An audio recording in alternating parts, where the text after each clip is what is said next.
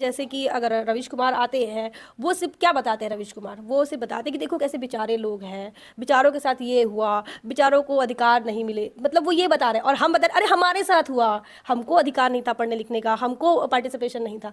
तो बेचारा जो कह रहा है उसको ज़्यादा लोग देख रहे हैं क्योंकि उसके नाम के पीछे पांडे है, ये हम भूल जाते हैं, और हमारे नाम के पीछे पांडे तिवारी नहीं लगता है। मतलब जैसे अब हम अपना द थिंग से हमने जब नेशनल चौपाल बनाया तो हमारा भी यही उद्देश्य है कि सिर्फ चैनल बनाकर खबरें चलाना नहीं है, हम चाहते हैं कि पत्रकारों की लड़ी लगे। सभी साथियों को जय भीम जोहार। आज हमारे साथ हैं मीडिया के ही साथी हैं हमारे साथ। मैम, आपका बहुजन 85 चैनल में स्वागत है। धन्यवाद। मीडिया पे ही बात करेंगे। वर्तमान में बहुजन मीडिया की क्या प्राथमिकता है और बहुजन समाज के लोगों को जो जिम्मेदारी है हम ही लोगों पर है उनको जागरूक करना, किस तरह इसको देखती हैं आप? देखिए मीडिया की मतलब हम बहुजन मीडिया की अगर प्राथमिकता देखी जाए तो सबसे पहले उन चीज़ों को देखें कि जो मेन स्ट्रीम का जिसे कहते हैं, उस मेन स्ट्रीम के मीडिया ने किन किन चीज़ों को दरकिनार कर दिया, किन चीज़ों को छोड़ दिया है या फिर किन चीज़ों को छुपाने की कोशिश कर रहे हैं। जो चीज़ मेन स्ट्रीम का मीडियम जिसे कि मनु मीडिया भी कह सकते हैं और बनियाओं का प्रेस जिसे मानव और कांचीराम कहते हैं, उस मीडिया ने जिन मुद्दों को छोड़ दिया, जिन बातों को छोड़ दिया, जिन समस्याओं को छोड़ दिया, वो तमाम चीज़ें हमारी आज प्राथमिकता है और उन्हीं चीज़ों की वॉइस बनना आज हमारा पहला कर्तव्य है, ऐसा हम मानते हैं। लेकिन देखा जा रहा है कि लोग जो बहुजन मीडिया खास करके उभर के आ रही हैं सोशल मीडिया के ज़माने पे, पाबंदियाँ बड़ी लाई जा रही हैं। कहीं उनके चैनल पे स्ट्राइक दे दिया जाता है। अगर अभी देखा गया कि आर्टिकल 90 जो है चैनल, वहाँ पर उन्होंने बागेश्वर धाम का थोड़ा सा क्लिप यूज़ किया था, उसके बाद उनको स्ट्राइक दे दिया गया। हाँ, ये भी एक ध्यान में आया है कि जब भी हम सोशल मीडिया वाले जो लोग हैं, जो बहुजन मीडिया के नाम पे आज काम कर रहे हैं, उनको ये खास ध्यान रखना होगा कि आप जहाँ से भी वीडियो उठा रहे हैं वो वीडियो मेन स्ट्रीम का ना हो, क्योंकि हमारी क्या गलती हो रही है इसी की खोज में आज लगे पड़े हैं सभी लोग। क्योंकि जिस प्रकार से बहुजन मीडिया काम कर रहा है तो उससे दिक्कतें जो है वो मेन स्ट्रीम के मीडिया को नहीं बढ़ रही है, वो उनकी जिस व्यवस्था के लिए वो काम कर रहे हैं उसकी बढ़ रही है और इसीलिए ये पाबंदियाँ लग रही हैं। और इतना ही नहीं, सिर्फ पाबंदी नहीं लग रही है, अब क्राइटेरिया भी जो है वो बढ़ा चढ़ा कर बता रहे हैं। मतलब धीरे धीरे क्राइटेरिया बढ़ रही है कि अब आपका मोनेटाइजेशन ऐसा होगा, फिर उसमें भी टर्म और कंडीशन अप्लाई हो रही है, उसमें आपने ये शब्द यूज़ नहीं करना है, ये करना है। तो इन सारी चीज़ों का ध्यान में रखते हुए और हम लोग जो है, जैसे कि आपका मीडिया है, मेरा मीडिया है, तो हमारा एक दूसरे के साथ इतना कोऑर्डिनेशन होना चाहिए कि बस एक बार कर्टसी दे दो तो उसके बाद उन चीज़ों को जो है लोगों तक पहुंचाने में आसानी जाए, एक दूसरे के लिए दिक्कत खड़ी ना हो। क्योंकि मेन स्ट्रीम का मीडिया वो तो कर ही रहा है, आप छोटा सा क्लिप चला दो तो आपको स्ट्राइक दे देते हैं। तो ये इन चीज़ों का हमको ध्यान रखना पड़ेगा। देखा गया कि जैसे हम लोग जो मीडिया, बहुजन मीडिया की बात कर रहे हैं हम लोग, तो हम लोग जैसे चलाते हैं, अपनी खबरें चलाते हैं, लोग कहते हैं फेक मीडिया है। अगर आपने देखा होगा, अपने समाज के लोग कहते हैं ये लोग फेक मीडिया है, कोई भी वीडियो बना के डाल देते हैं। किस तरह आपको देखती है? हाँ, ये फेक मीडिया कहा जाता है या फिर यूट्यूबर कह के भी ये कहते हैं। तो जब हम मेन स्ट्रीम का मीडिया की बात करें और बहुजन मीडिया की बात करें तो दोनों मीडिया में जो टीवी वाले हैं या फिर प्रिंट मीडिया के जो लोग हैं उनको खास तवज्जो मिलती है। वही हमको यूट्यूबर कह के जो है ये कह सकते हैं कि वो इंसल्ट ही करते हैं एक तरह से। लेकिन अब हमारा जो है, हमारे जो लोग हैं, हमारी लोगों की जिस प्रकार से ज़िंदगी जी रहे हैं और उससे उभर कर हम इसमें आए कि चलो कम से कम मोबाइल वाले हम पत्रकार बन गए हैं और अब उसमें हम अपनी बात कर रहे हैं, तो ऐसे में हमें तवज्जो तो नहीं मिलती है, लेकिन उसके बाद भी हमको डटे रहना है। हमें जो है फेक पत्रकार भी कहेंगे, तो इसके लिए मैं यही चाहूँगी कि अब हमको इसको प्रोफेशन के तौर पे लेना चाहिए। कई लोग जो है पहले जो यूट्यूब पर आए तो कुछ लोग शौक के लिए आए या फिर कुछ लोगों ने एक चैलेंज के रूप में स्वीकार करके वो मीडिया में आए। लेकिन अब इसको हमें क्या कहते हैं, सोशल रिस्पॉन्सिबिलिटी समझ के, सामाजिक जिम्मेदारी समझकर और प्रोफेशन बनाकर इस प्रोफेशन में पत्रकार बने। और ये अच्छा प्रोफेशन है मुझे लगता है, क्योंकि मैं बाय प्रोफेशन इंजीनियर रही और उसके बाद मैं लेक्चरशिप में रही और उसके बाद भी फिर मुझे लगा कि पत्रकारिता एक ऐसा फील्ड है जिसमें हम समाज का भी काम कर सकते हैं और ये हमारा प्रोफेशन भी बन सकता है और शानदार प्रोफेशन है। आप हर जगह आपको जाने को मिलेगा, लोगों से मिलने को मिलता है, बातचीत करने से क्या होता है, समझ आता है कि हमारी समाज की क्या स्थिति है और कैसे समाज जी रहा है। अभी देखा गया है कि जैसे बहुत सारे बहुजन समाज के चैनल हैं, जैसे आपका चैनल है द थिंक है, आपने नाम शायद उसका चेंज कर दिया। हाँ हाँ, क्या नाम है अभी? अभी द थिंग से हमने ना नेशनल चौपाल कर दिया है। साथियों, जो लोग भी देख रहे हैं, मैम का चैनल है उसको सब्सक्राइब करें और ज़्यादा से ज़्यादा लोगों तक भेजें। मैम, देखा गया है कि बहुत सारे जो हमारे ही समाज के लोग हैं हमारे ही चैनलों को आगे बढ़ाने का काम नहीं करते। हम 85% की बात करते हैं। इस देश में अगर देखा जाए बहुजनों की संख्या 85% है, तो 85% होने के बावजूद भी हमारे 50,000, 60,000, 2 लाख, या शम्भू कुमार सिंह का सबसे बड़ा चैनल है देखा जाए 7 मिलियन, लेकिन 70 लाख क्या बहुजनों की संख्या इतनी ज़्यादा है?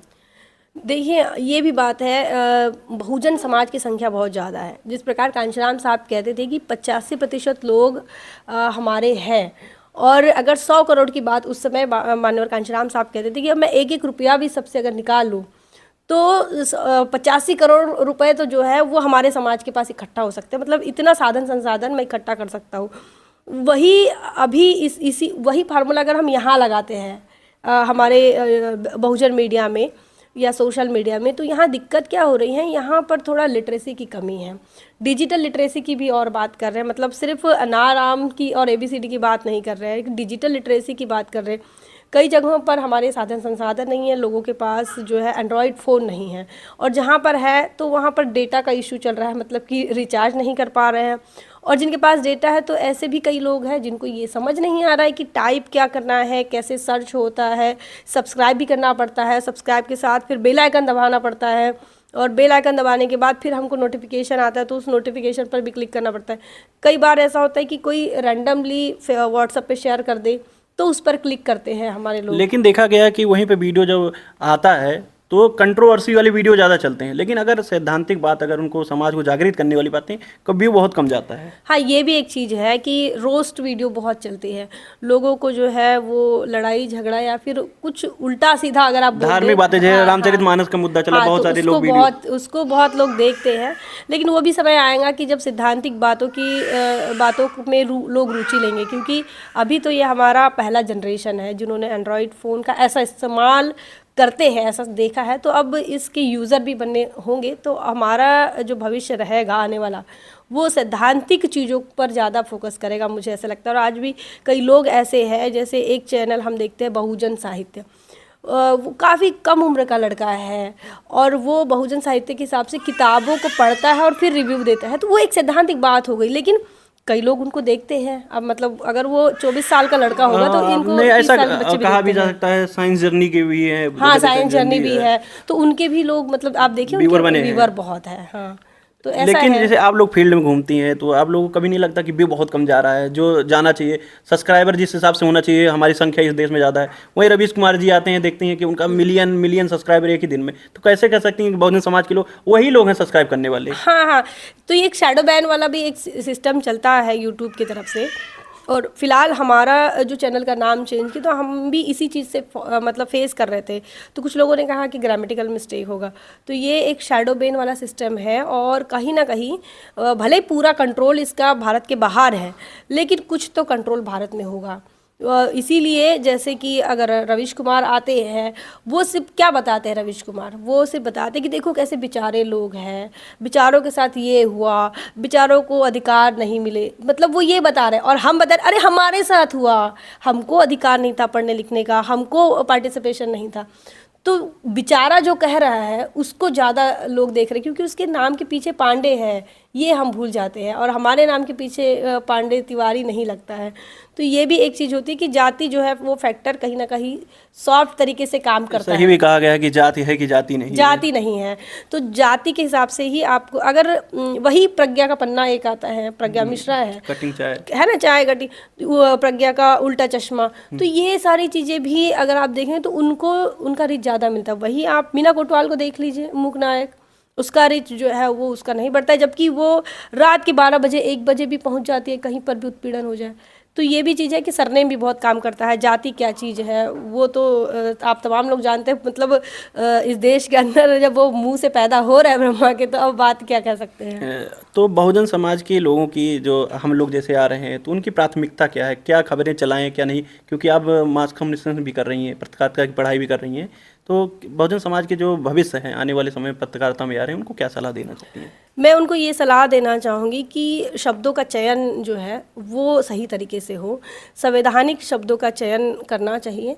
जैसे कि कहीं पर भी उत्पीड़न होता है तो या फिर कोई भी बात होती है, अब मान लो कि कोई अरेस्ट ही हो गया तो उसकी खबर है, तो उन खबरों को लेकर जब हम सोशल मीडिया पर लिखते हैं या थंबनेल बनाते हैं तो उस समय में शब्दों का चयन करना बहुत ज़रूरी होता है। या फिर अगर आप अपना मत भी दे रहे हैं कि आप क्या सोच रहे हैं, तो हम ये कहें कि इस मुद्दे को लेकर इस प्रकार से बात हो रही है, ये सही है या गलत, उससे अच्छा हम इनकी निंदा करते हैं। इस प्रकार के अगर शब्द इस्तेमाल करते हैं तो इन शब्दों के चयन से क्या होगा कि जो हमारे जो क्राइटेरिया है वो बने रहेंगे, क्योंकि हम पहले से मार्शल लोग हैं, तो शब्दों का चयन भी हम ना बहुत ये कैसे कड़े शब्दों का इस्तेमाल करते हैं और निंदा जैसे शब्द का इस्तेमाल नहीं करते हैं। एक बड़ा शब्द प्रयोग होता है बहुजन समाज के मीडिया का, खास करके जो सच्चाई दिखाने का काम कर रहे हैं। अब लोग विदेशों से फंडिंग कर पैसा ले रहे हैं, अर्बन नक्सलाइट हैं, टुकड़े टुकड़े गैंग के हैं, कैसे आप इसको फेस करती हैं आप? देखिए ये चीज़ जो है आज हम देख रहे हैं, ये कोई नई बात नहीं है। अगर हम अपना इतिहास उठाकर देखते हैं तो 5000 साल पहले भी इन्हीं चीज़ों से हम फेस होते आ जा रहे हैं। और अब ये जो है इसने शहरी रूप ले लिया। जो ग्रामीण में हो रहा था, कुएं पे पानी नहीं पीने देना, या फिर चौक में नहीं बैठने देना, घर पर आंगन में नहीं आने देना, छाँव नहीं पड़ने देना, वो ग्रामीण चीज़ हो रहा। अब हम जब शहर में आते हैं तो इन चीज़ों का सामना करना पड़ता है कि आपकी जाति, आपकी सरनेम के हिसाब से आपको अर्बन नक्सलाइट कहा जाएगा, आपके काम के हिसाब से कहा जाएगा कि तुम फलाने संगठन से हो, तुमको फलाने संगठन जो है वो फाइनेंस करता है। तो ये चीज़ें जो, इनसे हमें कुछ फ़र्क नहीं पड़ना चाहिए मुझे लगता है, क्योंकि हम संवैधानिक काम कर रहे हैं और अपनी आइडियोलॉजी के साथ हमको लगातार बने रहना पड़ेगा। जब भी हम उत्पीड़न की बात करेंगे, हम संवैधानिक अधिकारों की भी बात करेंगे। बहुजन युवाओं में खास करके एक बड़ा डर है, वो बहुजन मीडिया में तो आना चाहते हैं, बहुजन समाज के लिए काम भी करना चाहते हैं मीडिया के तौर पे। उनके अंदर डर है कि भविष्य क्या है इसका? क्या आप बहुजन मीडिया का भविष्य देख रही हैं कि ये भी अब जैसे यूट्यूब पे बहुजन समाज के लोग, बहुत सारे लोग काम कर रहे हैं, क्या भविष्य है इसका? देखिए, अभी बहुत जल्दबाजी होगी ये कहना कि यूट्यूब को भी कंट्रोल में लिया जा रहा है और यूट्यूब भी कंट्रोल होगा, लेकिन अगर हम उसको थोड़ा सकारात्मक ले लें और इस चिंता को थोड़ी देर के लिए अगर ये कह सकते हैं कि भूल जाते हैं कि इसको भी अब केंद्र सरकार जो है वो अपने कंट्रोल में ले रही है, लेकिन फ़िलहाल जो है पूरा कंट्रोल उसके पास नहीं है। तो अभी हमारे लिए ये प्लेटफॉर्म है और आज की तारीख में पत्रकारिता में काफ़ी अच्छा मुझे लगता है बहुजन युवाओं का भविष्य है, क्योंकि बहुजन पत्रकार नहीं दिख रहे हैं। टीवी चैनल पर आप एंकर देखिए, रिपोर्टर देखिए, इसमें SC ST OBC के लोग नहीं हैं। और जो लोग हैं वो कहीं ना कहीं टीवी के पीछे रहते हैं, वो पर्दे के पीछे काम करते हैं। तो उनके दिल में अगर लगता भी होगा कि हम समाज के लिए करें, लेकिन वो मेन स्ट्रीम के मीडिया में नहीं कर सकता काम। तो जब तक पार्टिसिपेशन बढ़ेगा नहीं, जब तक संख्या नहीं बढ़ेगी, तब तक लड़ाई नहीं होगी, संघर्ष नहीं होगा और तब तक उसको उसकी जगह नहीं मिलेगी। तो सोशल मीडिया में काम करते करते ही मुझे लगता है कि एक समय ऐसा आएगा कि हम ही मेन स्ट्रीम का मीडिया तैयार कर पाएंगे और सैटेलाइट के चैनल भी बहुजन युवा तैयार कर सकते हैं। क्योंकि एक एग्जाम्पल हमारे पास है, महाराष्ट्र में जो प्रिंट मीडिया में काम करते थे, उन्होंने लॉर्ड बुद्धा टीवी बनाया और फिर लॉर्ड बुद्धा टीवी से अब एक और चैनल चल रहा है, आवाज़ इंडिया टीवी। तो हम लोग सैटेलाइट पर भी आ रहे हैं। तो इसका वो हमारे लिए पायोनियर है, उन्होंने तैयारी मतलब उन्होंने पहले करके गए हैं। तो वहाँ पर बहुजन युवाओं को करने का मौका मिलेगा अगर वो पत्रकारिता में अच्छा पत्रकारिता करते हैं और फिर कुछ नया भी हम अपना भी कर सकते हैं। मतलब जैसे अब हम अपना द थिंग से हमने जब नेशनल चौपाल बनाया तो हमारा भी यही उद्देश्य है कि सिर्फ चैनल बनाकर खबरें चलाना नहीं है। हम चाहते हैं कि पत्रकारों की लड़ी लगे और हर वो बात, हर वो सवाल जो है हर पत्रकार की ज़ुबान पर होना चाहिए जो सवाल मीडिया नहीं पूछती है, जो सवाल मेन स्ट्रीम का मीडिया नहीं पूछता है। तो हम चाहते हैं कि ऐसे लोग हो और ये शानदार, मैं बार बार कह रही हूँ कि ये अच्छा फील्ड है, इसमें आप इसको करियर बनाया जा सकता है और बनाइए, क्योंकि यहाँ पर सारी जगह खाली है और ख़ासकर महिलाओं के लिए भी बहुत खाली है। उंगलियों पर हम गिन कर कह सकते हैं कि महिला पत्रकार जो है बहुजन समाज की कितनी है और वो भी ऐसे फील्ड पर काम करने वाली। तो ऐसे में महिलाओं के लिए भी बहुत जिम्मेदारी है कि समाज में निकल के पत्रकारिता करें, क्योंकि डॉक्टर, इंजीनियर जो बन रहे हैं और या फिर अगर आप सिविल सर्विसेज का भी सपना देख रहे हैं तो वहाँ पर किस प्रकार से मैनिपुलेशन हो रहा है, किस प्रकार से लैटरल एंट्री हो रही है, इन तमाम चीज़ों में जाने से अच्छा आप व्यवस्था से सवाल करें। एक सेटिस्फेक्शन रहता है कि हम समाज के लिए काम कर रहे हैं और दूसरा हम अच्छे प्रोफेशन में हैं और तीसरा ये होता है कि हमें और भी ज़्यादा ताकत मिलती है निडरता से काम करने की, क्योंकि महिलाओं को तो दबाया गया। तो इस प्रोफेशन में क्या होता है, थोड़ा ताकत मिलती है लड़ने की, सिस्टम के साथ, लोगों के साथ, जो बदतमीज़ है उनके साथ, मनुवादी व्यवस्था के साथ। तो ये एक सेटिस्फेक्शन भी रहेगा। बहुत बहुत धन्यवाद हमसे बात करने के लिए। Thank you, thank you. साथियों, हमारे साथ थी नेशनल चौपाल की, जो कि द थिंक था, अब नाम चैनल का नाम चेंज करके नेशनल चौपाल कर दिया गया है।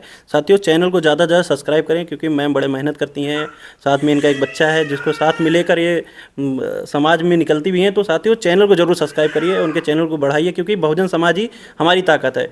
और साथियों, अब आने वाले समय में बहुजन समाज जागृत हो रहा है और बड़े पैमाने पर बहुजन समाज के युवा और खास करके महिला वर्ग के लोग पत्रकारिता में निकलेंगे, जैसा मैम ने बताया, और मनुवादियों से सीने पे चढ़ के सीधा उनसे सवाल करेंगे।